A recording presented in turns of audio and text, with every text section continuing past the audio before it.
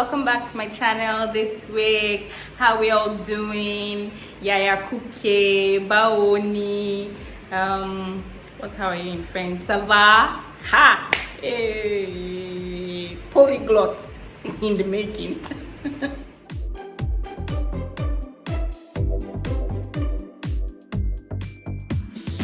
Welcome again today to the studio, to my channel, to Jumoke says hi. She says hi, looking all pretty, all glammed up. We're twinning in different fabrics, but twinning all the same. Welcome and hang in there as we go right into it today.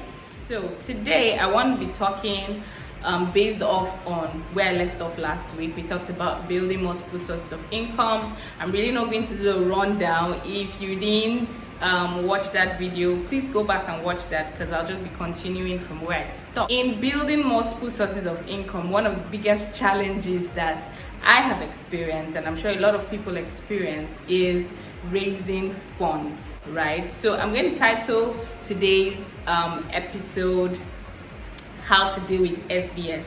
And SBS is simply starting big syndrome. Starting big syndrome. So according to Jules dictionary, Jules being me, SBS is a condition, mostly a mental condition, where you're just in freeze mode because what you require or the capital you need to start up your business or to start up your other source of income, it doesn't really tally with what your pocket is saying, you know. So just like with every other medical condition, emotional, mental condition, SBS also has its own unique symptoms. Symptom number one is frustration. If you're suffering from SBS, it is most likely that you will be displaying signs of frustration. You're angry, you want to do this thing, you have this dream, you want to build this income, and you don't have money.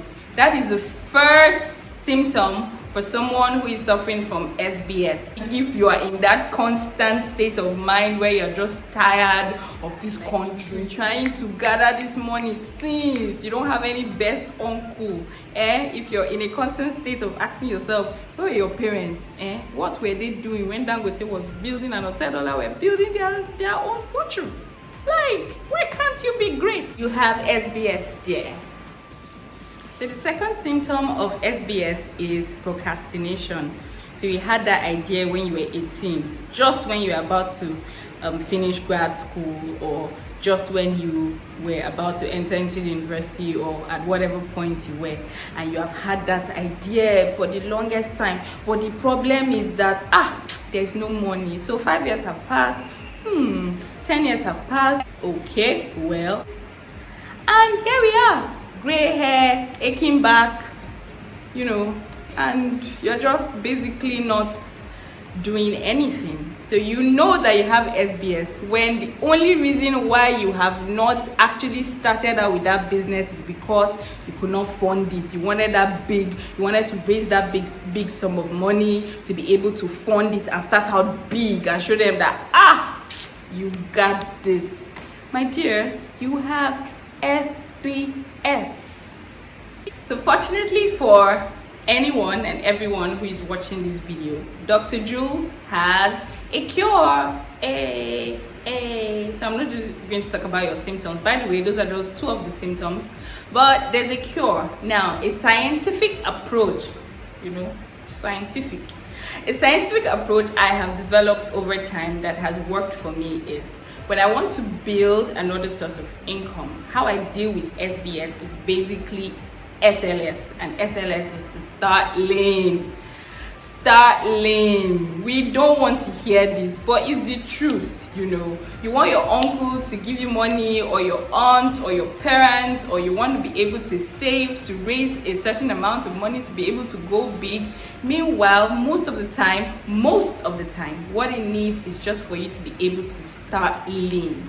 So what I do, my scientific approach is, if I want to generate another source of income and I put all my numbers together, and I see that the startup capital that I need is, say, 50 million naira, for instance, I try to narrow it down to starting with only 10% of what I had initially calculated that I needed to start off that business.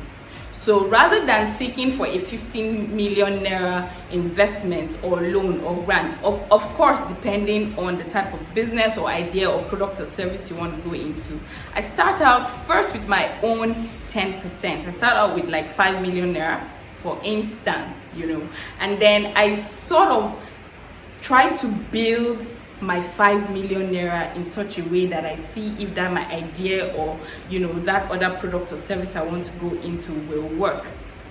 Now the reason why I do this is, one, many times when you rush and you put in a huge amount of money, ideas are a dime a dozen, or how do they say it? Ideas are a dime a dozen. So the idea that you have and you want to put in 100 million, 50 billion into it, someone else has started out with maybe 50k, and they only get to the point of needing all of that huge investment when they want to scale.